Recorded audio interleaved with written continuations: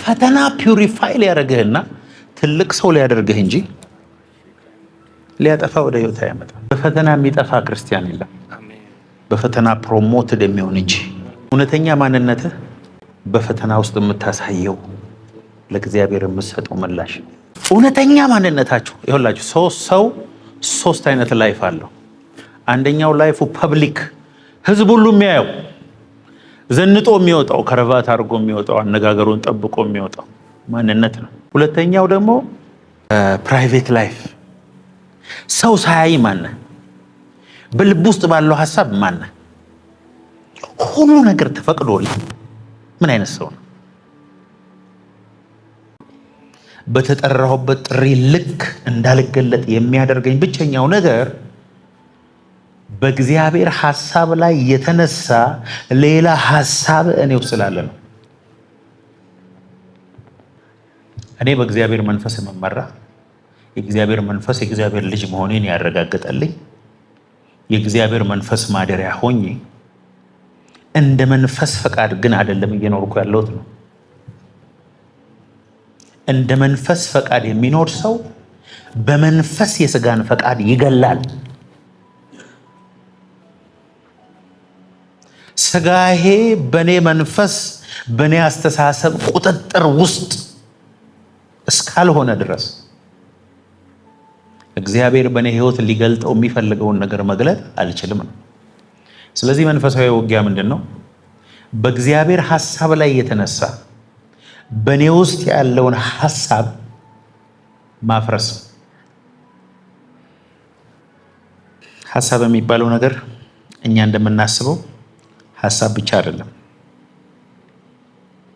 መልእክት የሚያስተላልፍ ወይ ጨለማውን መንግስት ወይ የብርሃንን መንግስት የሚያስተላልፍ ዌቭ ነው።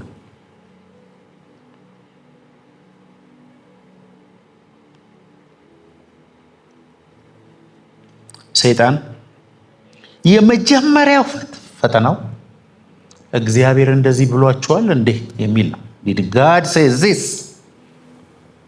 በነገራችን ላይ ሔዋን እግዚአብሔር እኮ ይሄን ሁሉ ብሉ ይሄኛውን ግን አትብሉ ብሎናል፣ ለምንድን ነው ያለን ብላ አልጠየቀችው። ሰይጣን መጥቶ ነው እንዲህ ብሏቸዋል ወይ? አዎ ብሎናል። አይዴንቲቲን ኩዌስችን እንድታደርግ ያደርጋል። እግዚአብሔር የሰጠህን ፖዚሽን፣ እግዚአብሔር የሰጠህን ማንነት፣ እግዚአብሔር የሰጠህን በረከት፣ እግዚአብሔር የሰጠህን ነገር በሙሉ ኩዌስችን እንድታደርግ በማድረግ ነው የሚዋጋ።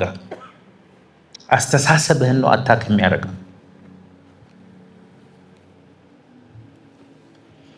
እግዚአብሔር ያለህን ሁሉ ካመንክ በልብህም ሳትጠራጠር ካልክ በሕይወትህ የማይሆን ነገር የለም። እንደዛ ግን እየኖረ ያለ ሰው የለም። we're not living that reality። ፊዚክስ ሁሉ እኮ አምኗል። ባይዞ ሐሳብህ፣ ልብህ፣ ሁሉ ነገር ኢን ዋን አላይመንት ከሆነ ሱፐርናቹራል ሰው ነው የምትሆነው ብሎ አልበርት አንስታይን ያምናል። ስለዚህ እዚህ ውስጥ የተጠቀጠቀ አርማታ አለ። ዛሬ በናዝሬቱ በኢየሱስ ስም ዲጂኖ ይዘን ገብተን በእግዚአብሔር ሐሳብ ላይ ተነሳ እግዚአብሔር ካለኝ ተቃራኒ እንዳስብ የሚያደርገኝን ሐሳብ ከፍ ባለ በሌላ ሐሳብ እናፈርሳለን። አሜን በሉ። በእግዚአብሔር ቃል ላይ እንድትጠራጠር፣ በእግዚአብሔር ኪንግደም እንድትጠራጠር፣ በራሱ በእግዚአብሔር ላይ እንድትጠራጠር፣ በፊውቸር ላይ እንድትጠራጠር፣ እግዚአብሔር የሰጠህን ነገሮች ሁሉ እንድትጠራጠር ነው የሰይጣን ዋናው ዓላማ። ብለዋል እግዚአብሔር እንዴ ይሄን እኮ አትብሉ ያለው እንደሱ እንዳትሆኑ አለች። በመጀመሪያ ይሄን በበላችሁ ጊዜ ሞትን ትሞታላችሁ ብሎ የነገረው እግዚአብሔር ለአዳም ነው። ሔዋን የለችም። እግዚአብሔር ለአዳም ሲነግረው ሔዋን አልተፈጠረችም። ሄዳችሁ አንብቦ መጽሐፍ ቅዱሳችሁ።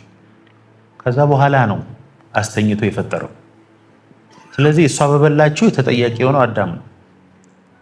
ሚስትህን ትተህ ሄደህ ሰይጣን አናግሯት ቢጠብቅ ተጠያቂ ራስህ ነህ። ለዚህ ነው እግዚአብሔር አይታችሁ ከሆነ በመከራ ውስጥ፣ በችግር ውስጥ፣ በስቃይ ውስጥ እግዚአብሔርን የሚያመሰግኑ ሰዎች 9 ጊዜ በኢየሱስ ስም ከሚል በላይ ሰይጣን እንደሚመቱ ያውቃል እግዚአብሔር። ምክንያቱም በሰውነቱ ላይ ካለ ሪያሊቲው ውጪ ሰውየው የእግዚአብሔርን ቃል እያመነ ስለሆነ ከኑሮ ተቃራኒ እያመሰገነ ስለሆነ መንፈሳዊ ዓለም ላይ ትልቅ ተጽዕኖ ማውጣት የሚችለው እሱ ነው።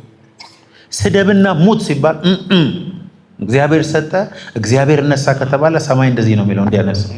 ለምን? የሱ ሪያሊቲ በአይን የሚታይ የሚዳሰስ የሚጨበጥ ሳይሆን የእግዚአብሔር ቃል ነው። እግዚአብሔር አንዳንድ ጊዜ በእኛ ፈተናና መከራ ለምን ደስ እንደሚለው ግራ እንደሚገባኝ ታውቃለህ? ምን ያደርግልሃል? እንዲሁ ሳልሰቃይ ባመሰግንህ። አይ ትክክለኛው ምስጋና እየተሰቃየ ፔን ውስጥ ሆነ እሳት ውስጥ ገብተ እግዚአብሔር ታላቅ አምላክ ነው ስትል ይኸውልህ ግዴታ መለኮታዊ ተአምር በቤት ይሆናል። ግዴታ ነው። ንጉሥ ሆይ 1000 ዓመት ንገስ ከፈለክ 10,000 ይሆነልህ። ለዚህ ላቆምከው ምስልና ለአንተ አንሰግድም። እኛ የምናመልከው የዕብራውያን አምላክ ከዚህ ከሚነደው እሳት ሊያድነን ይችላል። ባያድነንም ግን እዚህ እሳት ውስጥ ገብቶ ለመቃጠል ፈቃደኞች ነን ሲሉ እግዚአብሔር እንደዚህ ያለ ለነዚህ መልአክ ሳይሆን እኔ ራሴ ወርዳለሁ አለ። አሜን አትሉም እንዴ? ለምን መሰላችሁ? አጋንንት እሳት በሚል የሚያቃጥል ነገር በእግዚአብሔር ላይ ያለን እምነት መምታት ስለሆነ የፈለገው።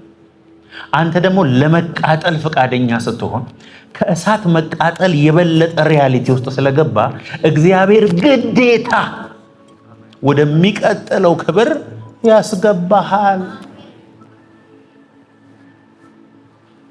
ፈተና ፒውሪፋይ ሊያደርግህና ትልቅ ሰው ሊያደርግህ እንጂ ሊያጠፋ ወደ ህይወት አይመጣም። በፈተና የሚጠፋ ክርስቲያን የለም። በፈተና ፕሮሞትድ የሚሆን እንጂ።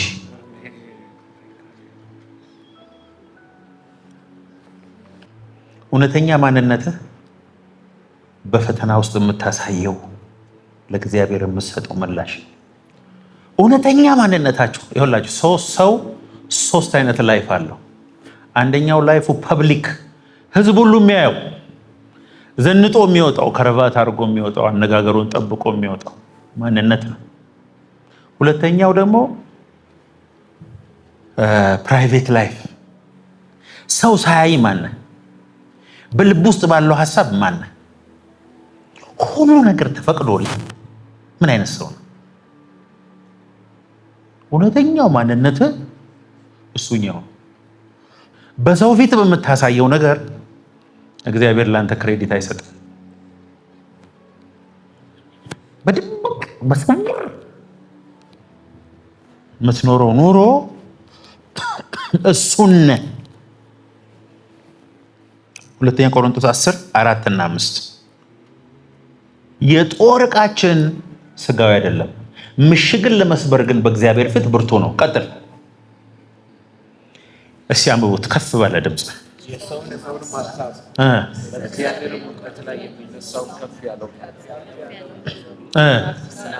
አያችሁ? የሰውን ሐሳብ። የትኛውን ሐሳብ? በእግዚአብሔር ዕውቀት ላይ የሚነሳውን ከፍ ያለውን ነገር ሁሉ እናፈርሳለን። ለክርስቶስም ለመታዘዝ አእምሮን ነው የምንማርከው። አእምሮን ሁሉ እንማርካለን። አያችሁ? የሰው ሐሳብ አለ። ምን አይነት ሐሳብ? በእግዚአብሔር ዕውቀት ላይ የተነሳ ሌላ የኔ ሐሳብ፣ እሱን አፈርሳለሁ። አእምሮ ሁሉ ለክርስቶስ እንዲገዛ ማርካለሁ። እሱ ነው መንፈሳዊ ጦርነት። ሐሳብ የሚባለው ነገር ነው የሚወራረስ ነገር ነው። አንተ ያሰብከው ነገር የሰው ውስጥ ፕሮጀክት የሚደረግ ነገር ነው። እግዚአብሔር በአእምሮ ውስጥ እንዲህ በኃይል እንዳያልፍ ግርግዳ የሆነ ሌላ ሐሳብ ማለት በራስህ እንዳታምን የሚያደርግ ሐሳብ ማለት ይተናነቃል። በቃ አንተ ጋር ያለውን እውነት እንዳትቀበል የሚያደርግ ሌላ እውነት። ስለዚህ ብዙ ውሸት በማስተማር ብዙ ውሸት አይነቶችን በመደርደር እውነት ማስተማር አይቻልም። እውነት ብቻ በማስተማር ሌሎችን ሁሉ ግን ፉርሽ ማድረግ ይቻላል። ስትሮንግ ሆልድ ወይም ደግሞ ምሽግን ለመስበር ምንድነው ምሽግ? የታል ምሽግ? እዚህ ውስጥ ያለ ሐሳብ ነው ምሽግ። እታመማለሁ ብሎ የወሰነን ሰው ዶክተሮችን ሄዳችሁ ብትጠይቁ ልትፈውሱት አትችሉ። ስትሮንግ ሆልድ ነው። እዛ ጨለማ ውስጥ አጋንንት ቁጭ ብሏል። ምሽግ ማለት በእግዚአብሔር ሐሳብ ላይ የተነሳ ያንተ ሐሳብ አጋንንት ቆሞ አንተን ህይወትህን እንዲህ የሚያደርግበት ሌላ ሐሳብ።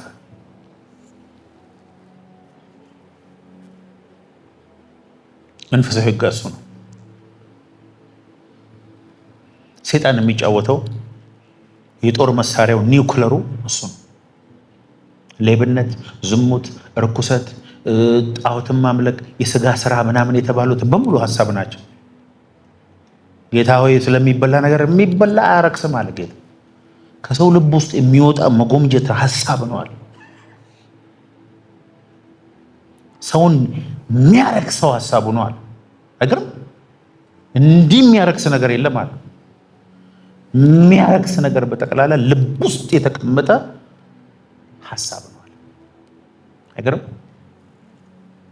ለምን መሰለ? እሱ የሰይጣን ምሽግ ስለሆነ መጥቶ ህይወትህን አታክ የሚያደርግ። አሁን በተጠና ጥናት ልንገራቸው፣ የካንሰር ምንጭ ሆኖ የተገኘው ነገር እኮ በጣም ነው የሚያስደነግጣቸው። ቂም፣ በቀል፣ አላስፈላጊ ንዴት፣ ቁጣ፣ ሰው መጥላት ምናምን ናቸው የካንሰር ምንጭ ሆኖ የተገኙት። ነገር ጌታ ለካ ይቅር በል ሲለ ከካንሰር መንፈስ እየጠበቀ ይቅርታ አለማድረግ ግረጂስ ከፍ ያለ እሱ ለካንሰር ምክንያት ሆኖ ይኸው ሰሞኑን እያነበብኩ ነው ያለው። ለብዙ አለመባረክ ለአጋንንት ራሳችን ኤክስፖዝ የምናደርግበት ነገር ኔጌቲቭ ቶታችን ነው ማለት ነው።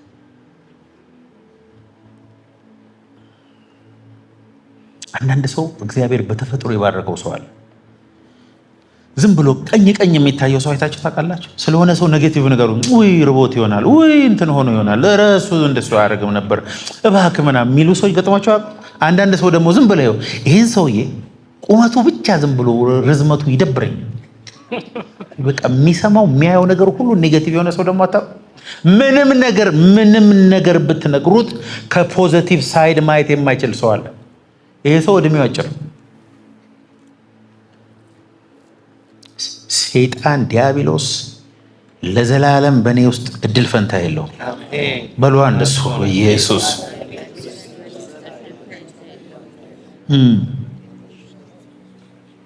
አያቸው የተለያዩ ክርክሮች፣ ውሸቶች፣ ደጋግመን የሰማናቸው ነገሮች አእምሯቸውን ውስጥ እንደ ኮንክሪት ተጋግረው እግዚአብሔር እውነት በእኛ ውስጥ እንዳይሰራ አድርገው። ሮሜ 12:2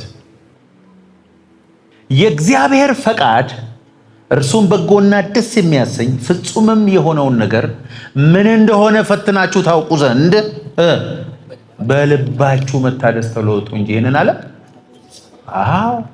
do not be conformed to this world but be transformed by progressively changing by the renewing of your mind ነው የሚለው። ባይዘ እንዴት focus on godly values and ethical attitudes so that you may prove what the will of God is። ይኸውላችሁ የእግዚአብሔር ፈቃድ ይሄ በጎ የሆነው ፍጹም የሆነው ፐርፌክት የሆነው መልካም የሆነውን ነገር እንድታውቁ በአእምሯችሁ መንፈስ ታደሱ። ለእናንተ እግዚአብሔር የሚያስበው ሐሳብ ፍጹም ነው፣ ደስ የሚያሰኝ ነው፣ ፐርፌክት ነው፣ ኮምፕሊት ነው። እሱ ነገር ግን እንዳታውቅ በመሃል ላይ ኮንክሪት ሆኗል። ምክንያቱም እግዚአብሔርን እንደ ምድራዊ አባት፣ እግዚአብሔርን እንደ ራስህ፣ እግዚአብሔርን እንደምታውቃቸው ሰዎች እያየ ስለሆነ ይሄ አእምሮ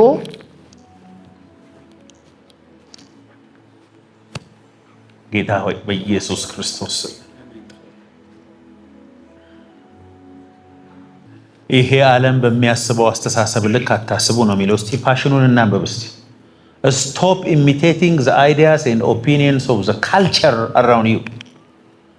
በዙሪያችሁ ያለውን ባህላዊ አስተሳሰብ ኮፒ ማድረግ አቁሙ። እሺ but be inwardly transformed by the Holy Spirit through total reformation of how you think። በመንፈስ ቅዱስ እርዳታ 100% አስተሳሰብህን ቀይርና ይላል this will empower you ምን ለማድረግ to discern God's will as you live a beautiful life satisfying and perfect in his eyes ይሄ ደስ የሚለው እግዚአብሔር ያየለ ኮምፕሊት የሆነው በጣም የሚያምር ህይወት እንድትኖር በዚህ ምድር ያለውን ፓተርን መከተል ትተ አዲስ ፓተርን ውስጥ ገባ ነው የሚለው። ፓተርናችን ግን እኛ ሳንሆን ዓለም ነው እየሰጠን ያለው። አስተሳሰባችን በፍጹም የኛ አይደለም።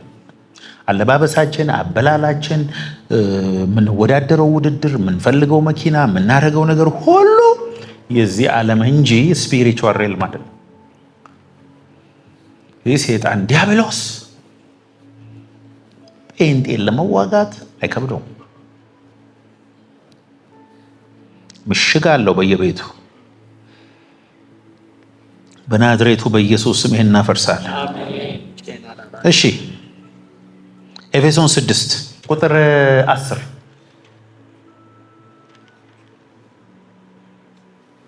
በቀረውስ በጌታና በኃይሉ ችሎት የበረታችሁ ነው። ቀጥል። የዲያብሎስን ሽንገላ ተቃውሙ ዘንድ ይቻላችሁ የእግዚአብሔርን ዕቃ ጦር ሁሉ ልበሱ። መጋደላችን ከደምና ከስጋ ጋር አይደለም፣ ከአለቆች ከስልጣናት ከዚህም ጨለማ ዓለም ገዢዎች በሰማያዊ ስፍራ ካለ ከክፋት መንፈሳዊ ሰራዊቶች ጋር ነው። እሺ ቀጥል። ስለዚህ ክፉ ቀን ለመቃወም ሁሉን ፈጽማችሁ ለመቆም እንድትችሉ የእግዚአብሔርን ዕቃ ጦር ሁሉ አንሱ። ቀጥል።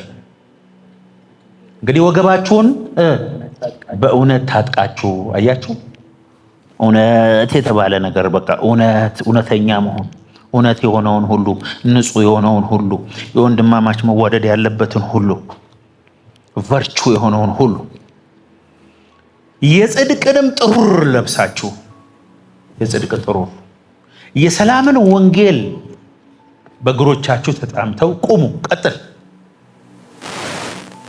በሁሉም ላይ ጨምራችሁ የሚንቦለቦሉትን የክፉዎችን ፍላጻ ሁሉ ልታጠፉ የምትችሉበትን የእምነትን ጋሻ። ስለ ቀስት ነው። በዛን ዘመን የነበረው ጦርነት እሳት ያደረጉበትና ቀስቱን እያንቦለቦሉ ሲልኩ የእምነት ጋሻ አንሱ። ቀጥል። የመዳንን የራስ ቁር የመንፈስንም ሰይፍ ያዙ፣ እርሱም የእግዚአብሔር ቃል ነው። ቀጥል። በጸሎትና በልመና ሁሉ ዘወትር በመንፈስ ጸልዩ፣ በዚህም ሐሳብ ስለ ቅዱሳን ሁሉ እየለመናችሁ በመጽናት ሁሉ ትጉ። አያችሁ፣ መንፈሳዊ ውጊያ ይሄ ነው።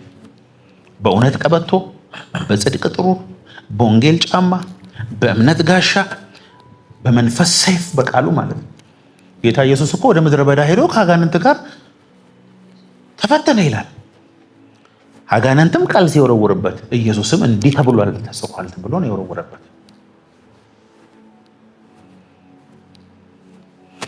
ድንጋዩን ዳቦ አድርግ።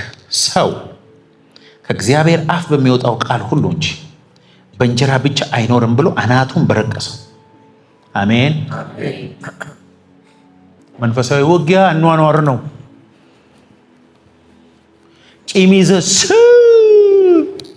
ይዳዝ ወርክ ምሽግ ውስጥ አለ። እዚህ ልብ ታፍኖ የእግዚአብሔር ቃል እየጠቀስክ ወንድምህን አፈር ድሜ እያበላ እግዚአብሔርን እያገለገልኩ ይዳዝ ወርክ። ብዙ ሰዎች አይታችሁ ከሆነ አጋንንት ከሻይላቸው አጋንንቱ ራሱ አይታዘዝም።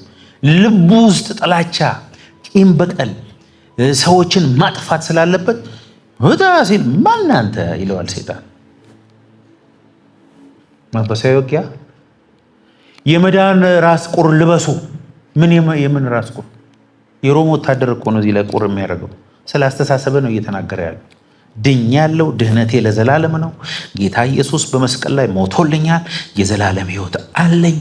ውሸት ካለ መንፈሳዊ ውጊያ ላይ ተሸናፊ ነው። ኦልሬዲ ወገብህ ተፈቷል። ወገብህ የምትታጠቀው በእውነት ነው። ስትዋሽ ኦልሬዲ መቀነትህ ተፈቷል ማለት ነው። ከዛስ የጽድቅ ጥሩር እኔ የጸደቅኩት በጌታ በኢየሱስ ክርስቶስ የመስቀል ስራ ብቻ ነው። የኔ ኮንትሪቢዩሽን በመዳኔ ላይ የለም። ያዳነኝ የሞተልኝ የዘላለም ሕይወት የሰጠኝ ኢየሱስ ነው። አለቀ በቃ። ከኔ ስራ ጋር የሚገናኝ የዘላለም ሕይወት የለም የሚል ምን አስተሳሰብ ነው? ከዛስ ወንጌል የማይሰራ ሰው፣ ስለ ወንጌል የማይናገር ሰው ኦልሬዲ አታክ ውስጥ ነው ማለት ነው። አኮርዲንግ ቱ ዘ ባይብል ወንጌል የማይመሰክር ወንጌልን የማያገለግል ሰው መንፈሳዊ ውጊያ ጥቃት ውስጥ ነው። የወንጌል ጫማ መጫማት አለበት። በሁሉም ላይ ጨምራችሁ የሚንቦለቦሉትን የክፉን ፍላጻዎች ሁሉ ልታጠፉ የሚችሉበት የእምነት ጋሻ አንሱ ነው። እምነትም በነገራችን ጋሻ የሚይዘው እኮ ነገር የለም።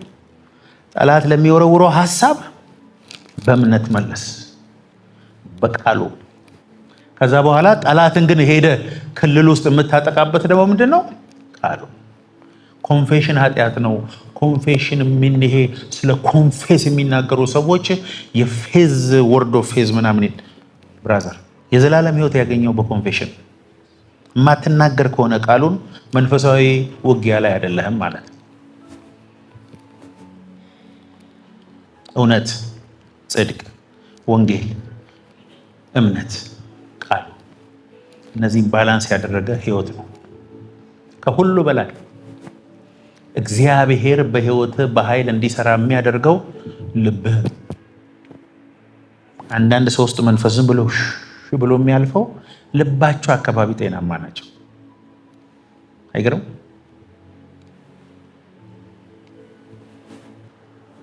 እግዚአብሔር በቅንነት ልብ ይሙላቸው።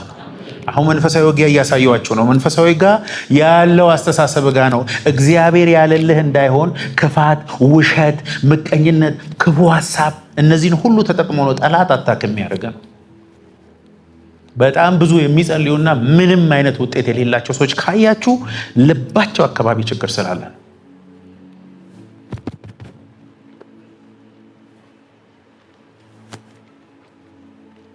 the helmet of salvation ሄልሜት ድኛለሁ። ጠላት መጥቶ ማን ነው የምትለው አንተ ምናምን ሲል እኔ የክርስቶስ ልጅ ነኝ፣ ኢየሱስ ሲመጣውን ወስዶኝ ይሄዳል። በምን ምክንያት? በጽድቅ ጥሩር ምክንያት።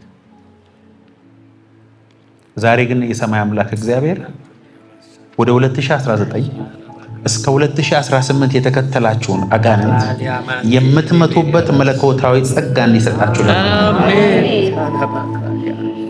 ስለዚህ የእግዚአብሔር ፈቃድ በጎና ደስ የሚያሰኝ ፍጹም የሆነውን ፈትናችሁ ታውቁ ዘንድ በአእምሯችሁ መታደስ ተለወጡ። የእግዚአብሔር ፈቃድ በጎ ደስ የሚያሰኝ ፍጹም የሆነው በሕይወታችሁ እንዲገለጥ የምትፈልጉ ከሆነ በልባችሁ መታደስ ተለወጡ እንጂ ይህንን ዓለም አስተሳሰብ አትከተሉ ነው የሚለው ቃሉ። ሉሲፈር ምንድን ነው ያደረገው? ሉሲፈር በነገራችን ላይ አንድ ኃጢአት ብቻ ነው የሰራው። እናንተ ዛሬ ራሱ 100 ሰርታችኋል። እሱ አንድ ግን ዘላለማዊ ነው። እኛ እኮ ሚሊዮን እየሰራን ነው፣ ግን እግዚአብሔር ጋር እንድስቲል እሱ የሰራው ኃጢአት ምን መሰላችሁ? ሉሲፈር ሄዳችሁ ባለፈው ሳነብላችሁ ሰውነቱ በጠቅላላ በቲዩብ ነው የተሰራው። በሴምፔር በዳያመንድ በምናምን ነው ሰውነቱ የተሰራው። እያንዳንዱ ሰውነቱ ሙዚቃ ነው የሚያወጣው። እንዲህ ሲሉ ከዛ አይ ከኔ ውበት የተነሳ ወርሺፕ ለኔ እንጂ ለእግዚአብሔር አይደለም ብሎ እኮ ነው የወደቀው። እኛ ግን የተፈጠርነው ልናመልክ ነው። የሚመለከውም ደግሞ አንድ ነው። አሜን። ስለዚህ ያ ሉሲፈር በጣም ብዙ ነገር ያውቃል። ስለ አኖይንቲንግ ያውቃል፣ ስለ ግሎሪ ያውቃል። ነበረው አኖይንቲንግ የተቀባ ነው። ግሎሪ ውስጥ ነበር የሚኖረው፣ ያውቀዋል። እዛ ውስጥ ገብተህ ኦፕሬት ካደረግ ምን አይነት ሰው እንደሆንክ ያውቃል። በተቻለ መጠን ብር እንዳይኖርህ አይዋጋህም። እንዲያውም ሰይጣን ፕሮሚስ የሚገባው ብር ለመስጠት ነው። እንድትዝናና ይፈልጋል። መዝናናት ሰይጣን ተዋግቶ አቅም ብዙ መዝናኛዎችን እንዲያውም ይከፍታል። ናይት ክለብ ይከፍታል። ቢቾች አሉ። የፈለክበት ቦታ ሄደ ብትዝናና ሰይጣን ከመዝናናት ጋር ተጣልቶ አያውቅም። ሀብታም ነው ሁን፣ እንዲያውም ይጨምርልሃል። ዝነኛ ነው በጣም እንዲያውም ዝና ይሰጣል አስፈርሞ። ግሎሪ ግን እንድታገኝ አይፈልግም። እሱን ያገኘ ጊዜ በህይወት የሚያስፈልገ ከሱ ውጪ እንዳልሆነ ስለሚያውቅ አእምሮን ሁሉ ፋይት የሚያደርገ ብር ይኸውላችሁ፣ ሰይጣን ብር በማሳጣትም ብር በመስጠትም ይዋጋል። አንዳንድ ሰው ብር ሲያገኝ እንደ ሰከረ ሰው ስለሚያደርገው በዚህ ቶሎ ብር ሲያገኝ ለሚል ሰው ብር አይደለም የሚያሰጠው፣ ብር ነው የሚሰጠው። ብር ሲያጣ ደግሞ እንደ ሰከረ ሰው የሚያነጫንጨውና ተስፋ የሚቆርጠው እንደው ብር ነው የሚያሳጠው። ብቻ አንተን ክሬዚ የሚያደርግና ከእግዚአብሔር ግሎሪ ውጪ ሐሳብን የሚወስድ ነገር፣ የምትወደውን ነገር ነው የሚሰጥ። የሚዋጋህም በሱ ነው። እነሱን ሁሉ ዲናይ ማድረግ ከቻልኩስ ነው ማለት ከቻልኩስ the fullness of the glory of God will be on me። የእግዚአብሔር weight በእኔ ላይ ይበዛል። የእግዚአብሔር ደመና በእኔ ላይ ይበዛል።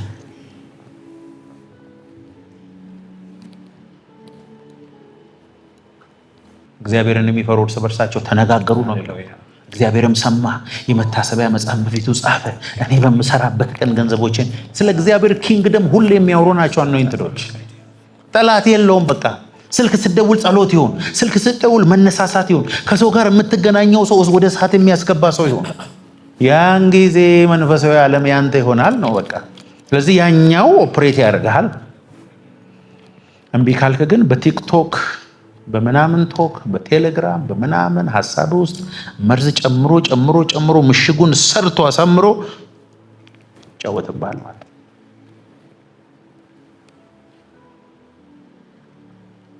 እንድትጸልይ አይፈልግም። ቃሉ እንድታነባት አይፈልግም። በመንፈሳዊ ነገር ውስጥ እንድታሳልፍ እንድትውል አይፈልግም። That's the problem of the anointing።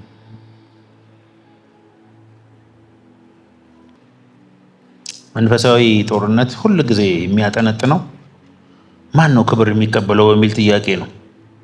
ማንኛውም ፈተና፣ ማንኛውም ውሸት፣ ማንኛውም ስደት፣ ማንኛውም ስም ማጥፋት፣ ማንኛውም ጨለማ አንተ ሪቫይቫል ውስጥ እንዳትገባ ነው። ከገባ ታመልካለህ፣ ካመለከ ክብር ውስጥ ትገባለህ። ሐሳብሽ በጣም ሪኒውድ ከሆነ you worship. If you worship, you will stay in the glory። ያንን ቦታ ስለተነጠቀ ሰይጣን አንተ እንድትገባበት አይፈልግም። የሰይጣን ትልቁ ፈተና እንዳታመልክ